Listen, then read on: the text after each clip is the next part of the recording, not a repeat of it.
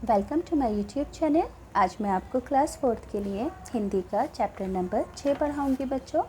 तो देखो, hand to hand सभी क्वेश्चन आंसर भी लिखने बता दूँगी ताकि अलग से वीडियो को देखने में आपका थोड़ा भी टाइम वेस्ट ना हो। तो पढ़ना स्टार्ट करते हैं। बुक के पेज नंबर 62 पर चैप्टर नंबर 6 है और इसका नाम है जयपुर से पत्र। तो बच्चों, ये जो चैप्टर है ना, पत्रों से संबंधित है। तो इस चैप्टर के अंदर आपको एक पत्र चैप्टर के रूप में पढ़ने के लिए दिया गया है कि एक बच्चा किस तरीके से अपने परिवार को पत्र लिख रहा है। तो यहाँ पर सबसे पहले लिखा है, पूज्य पिताजी, सादर प्रणाम।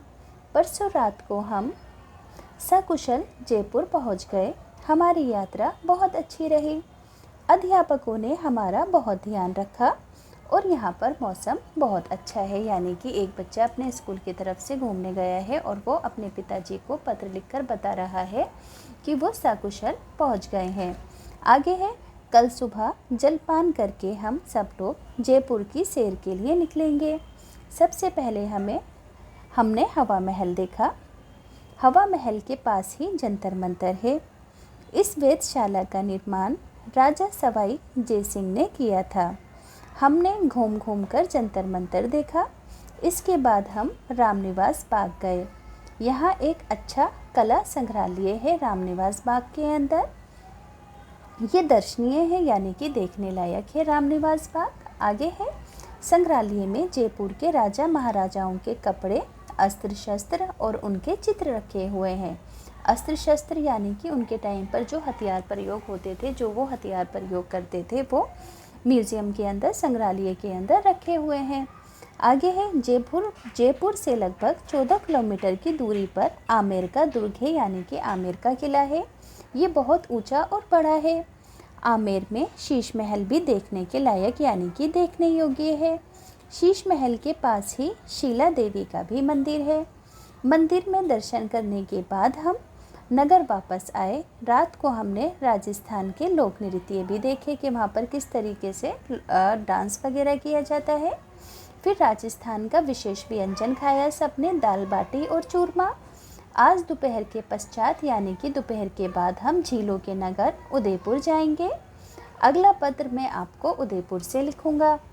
आगे है, माताजी को मेरा प्रणाम और लता बहन को बहुत प्यार।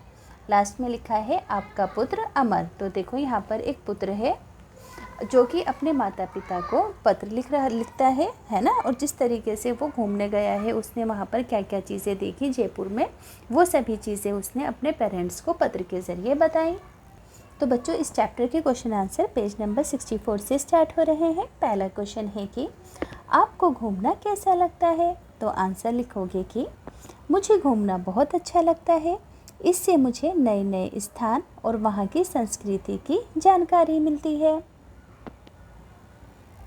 ठीक बच्चों, पहला क्वेश्चन आपको समझ में आया कि आपको घूमना कैसा लगता है। तो हमें बहुत अच्छा लगता है, इससे मुझे नए नए स्थान और वहाँ की संस्कृति की जानकारी मिलती है।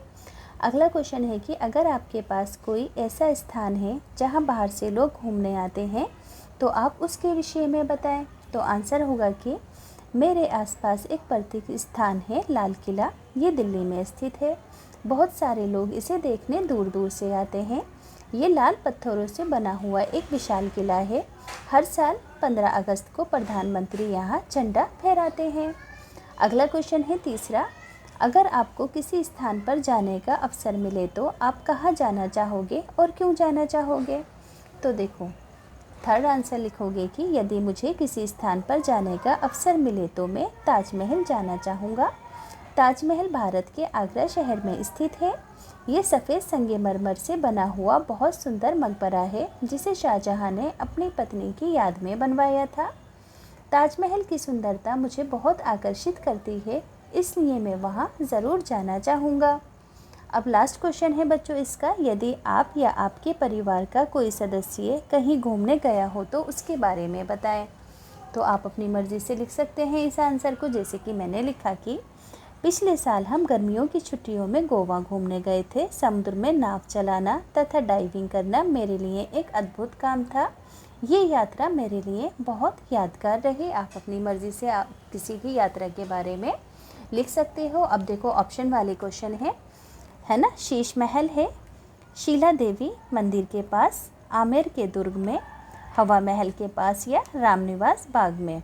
तो देखो शीश महल शीला देवी मंदिर के पास, आमेर के दुर्ग के पास स्थित है। तो इसके ही दोनों ही ऑप्शन ठीक है, क्योंकि यहाँ पर एक से ज़्यादा ऑप्शन ठीक हो सकते हैं।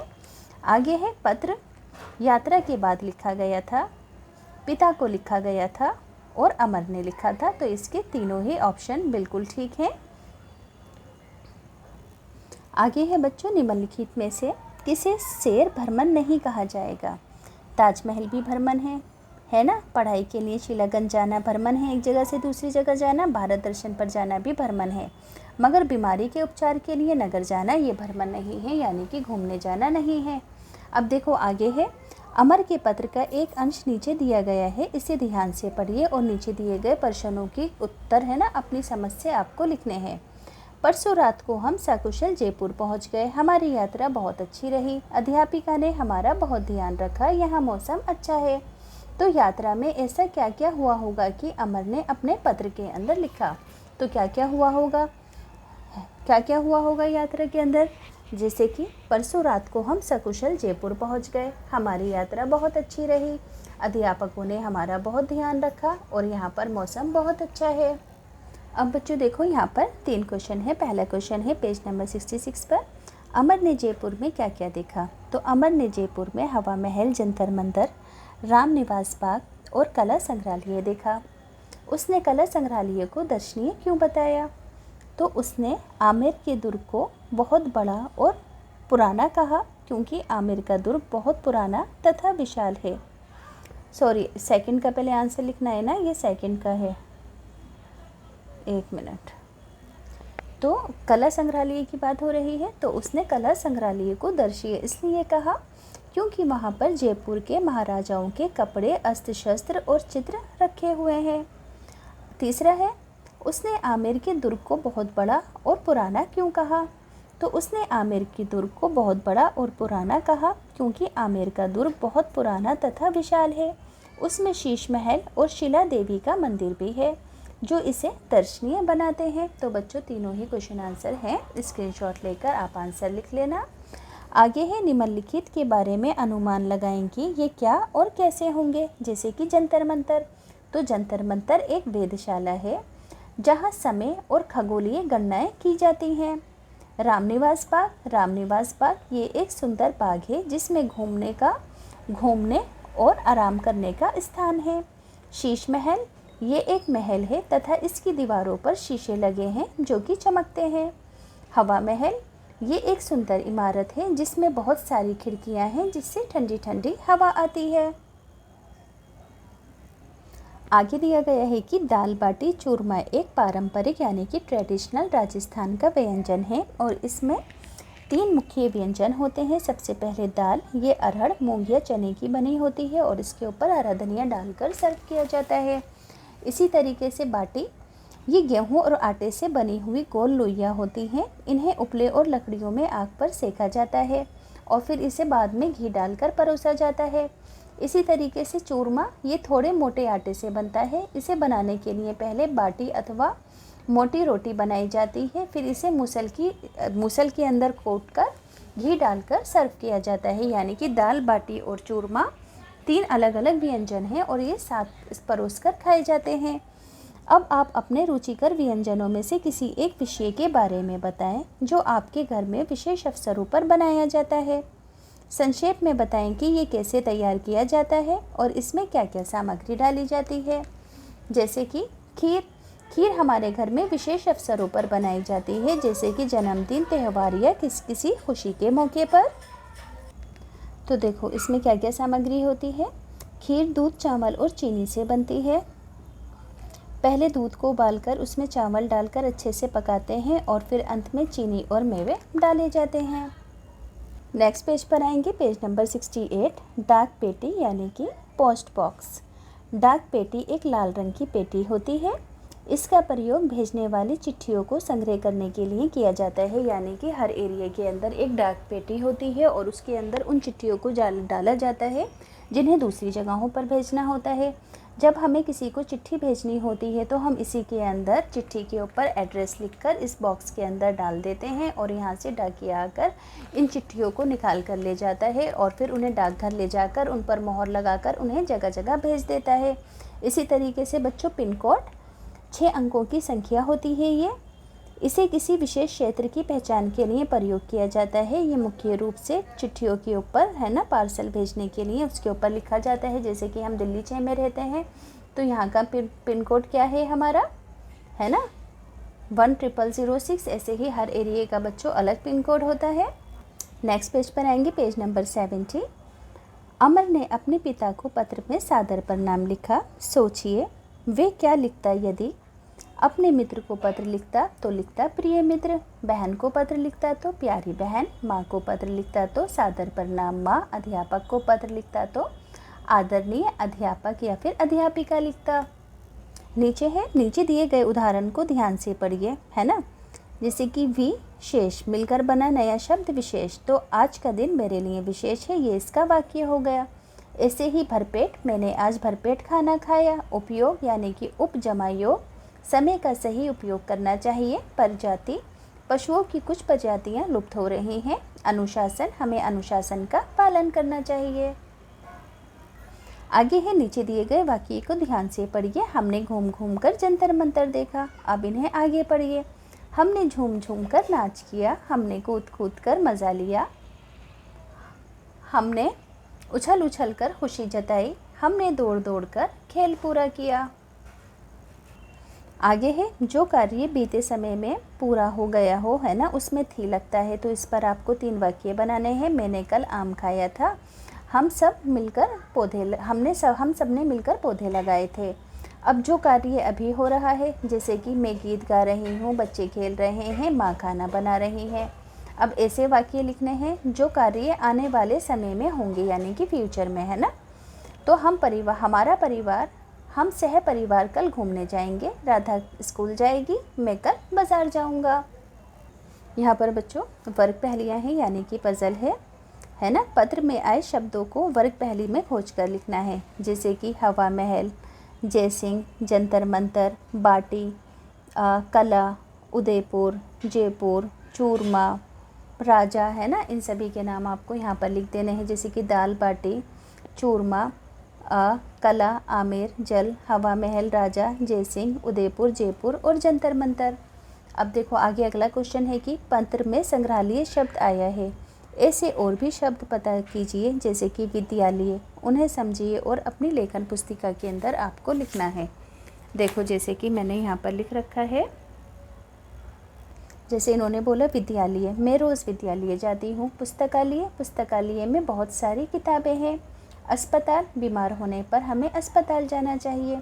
डाकघर में पत्र भेजे जाते हैं। संग्रहालय, हमने संग्रहालय में पुराने सिक्के देखे। चिड़ियाघर, रविवार को हम चिड़ियाघर घूमने गए। रेलवे स्टेशन, हम अपने दादाजी को लेने रेलवे स्टेशन गए। समझ में आया कि देखो यहाँ पर ऐसे शब्द लिखने हैं जिनके अंदर ग्रुप के अंदर काम होता है। जैसे कि विद्यालय, पुस्तकालय, अस्पताल, डाकघर, संग्रहालय, चिड़ियाघर, रेलवे स्टेशन, यानी कि इनके अंदर बहुत सारे लोग सम्मिलित होते हैं। जैसे विद्यालय में, पुस्तकालय में, अस्पताल में, डाकघर में, संग्रहालय में, चिड़ियाघर में, रेलवे स्टेशन में। अब बच्चों यहाँ पर 2 क्वेश्चन हैं। जंतर मंतर क्या है? तो ये एक वेधशाला है जिसमें खगोलीय यंत्रों की सहायता से समय और ग्रहों की स्थिति का अध्ययन किया जाता है। भारत में जयपुर के अलावा दिल्ली, वाराणसी, उज्जैन और मथुरा में भी जंतर मंतर है। आगे है, आपके राज्य में कौन कौन से दर्शनीय स्थल हैं, उनके बारे के अंदर आपको छोटा सा इंट्रोडक्शन देना है, यानी कि क्वेश्चन नंबर 2। तो आप ऐसे लिख सकते हो, दिल्ली के दर्शनीय स्थल तथा उनका संक्षिप्त परिचय। जैसे कि लाल किला, ये दिल्ली का बहुत प्रसिद्ध ऐतिहासिक किला है। इसे मुगल सम्राट शाहजहां ने बनवाया था। हर साल 15 अगस्त को प्रधानमंत्री यहाँ से झंडा फहराते हैं। नेक्स्ट है कुतुब मीनार। तो ये भारत की सबसे ऊंची मीनारों में से एक है। इसे कुतुबुद्दीन ऐबक ने बनवाया था। इंडिया गेट, ये एक सैनिकों की याद में बना एक स्मारक है। उनकी याद में बनाई गई इमारत है। यहाँ हर शाम बहुत लोग घूमने आते हैं। रात को ये बहुत सुंदर दिखता है। हुमायूं का मकबरा, ये मकबरा मुग़ल बादशाह हुमायूं की याद में बनवाया गया था। इसकी बनावट बहुत सुंदर और ख़ास है। इसी तरीके से जंतर मंतर, ये एक वेधशाला है। यहाँ पुराने समय के वैज्ञानिक यंत्र रखे हैं। इसमें ग्रह नक्षत्रों का अध्ययन किया जाता है। आगे अगला क्वेश्चन है कि अपने शिक्षक या किसी बड़े सदस्य के साथ डाकघर जाइए, वहाँ क्या क्या काम किए जाते हैं, इसकी जानकारी एकत्रित कीजिए। तो देखो इसका आंसर आप कुछ इस तरीके से लिख सकते हो। मैंने ऑलरेडी लिखा है पहले का आंसर। तो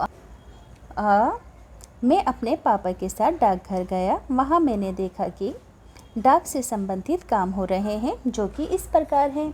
चिट्ठियाँ भेजना और लाना। लोग अपने रिश्तेदारों को जो पत्र भेजते हैं वो पहले डाकघर में जमा होते हैं। पार्सल भेजना, डाकघर से चीज़ें भी एक शहर से दूसरे शहर भेजी जाती हैं। टिकट खरीदना, पत्र और पार्सल भेजने से पहले उन पर टिकट लगाया जाता है। मनी ऑर्डर भेजना, लोग एक दूसरे को पैसे भी भेजते हैं। बचत खाता खोलना, तो डाकघर में बैंक की तरह पैसे भी जमा किए जा सकते हैं। डाकघर बहुत उपयोगी जगह है। यहाँ सब काम शांति और नियम से होता है। आप भी डाकघर जाकर निम्न प्रश्नों का उत्तर अपने तरीके से लिख सकते हैं, या फिर इसी को आप अपनी कॉपी के अंदर लिख सकते हैं। आगे है, सभी विद्यार्थी 4-4 के समूह में भारत के प्रमुख पर्यटन स्थलों के चित्रों को कलेक्शन करें और कक्षा के अंदर उसे दिखाएं। यानी कि जितने भी ऐतिहासिक स्थल हैं हमारे भारत के अंदर, उनके चित्र आपको इकट्ठे करने हैं 4-4 के ग्रुप में, और फिर क्लास में उन पर चर्चा करनी है। नेक्स्ट पेज पर आएंगे। पेज नंबर 74 है। यहाँ पर कहा गया है कि पहले के ज़माने में पत्र ना आदमी हाथों में लेकर जाते थे और उन्हें हरकारा कहा जाता था। कुछ पत्र पक्षी भी लेकर जाते थे, है ना। और जो बहुत ज़्यादा अति आवश्यक समाचार पत्र होते थे उसके लिए 2 लोग जाते थे और बारी बारी दूत उसको लेकर जाते थे। जब एक थक जाता था तो दूसरा लेकर भागने लगता था। इसी तरीके से बहुत ज़्यादा लंबी दूरी के लिए पहले के ज़माने में घोड़े पर बैठकर पत्र लेकर जाए जाते थे। और आज के ज़माने में हमारे यहाँ सभी पत्र और चिट्ठियाँ कैसी जाती हैं, डाकघर सेवा से जाती हैं। अब देखो बच्चों, यहाँ पर आपको एक फव्वारा दिख रहा है। तो इस फव्वारे के अंदर कहा गया है कि आपको राजस्थान का एक प्रसिद्ध पर्यटन स्थल लिखना है। तो वो क्या है, हवा महल है। हवा है ना, ये लिखा ना, हवा महल। तो यहाँ पर हवा महल लिख देंगे। नेक्स्ट है महाराष्ट्र की एक प्रसिद्ध गुफा। तो महाराष्ट्र की एक प्रसिद्ध गुफा कौन सी है यहाँ पर, अभी बताती हूँ मैं आपको। नेक्स्ट ढूंढने की कोशिश करते हैं। हैदराबाद की एक प्रसिद्ध मीनार। तो हैदराबाद की प्रसिद्ध मीनार क्या है बच्चों, 4 मीनार है। तो 4 मीनार यहाँ पर लिख दी हमने, है ना। अब कोलकाता का एक प्रसिद्ध पुल, तो कौन सा है ना, हावड़ा ब्रिज है। तो हावड़ा ब्रिज को यहाँ पर लिख देंगे। दिल्ली का एक प्रसिद्ध किला कौन सा है, लाल किला है। तो लाल किला ये हो गया, है ना। छठा है आगरा का प्रसिद्ध पर्यटन स्थल। तो आगरा का प्रसिद्ध पर्यटन स्थल है ताजमहल। और महाराष्ट्र की प्रसिद्ध जो गुफा है वो है एलोरा, है ना, एलोरा।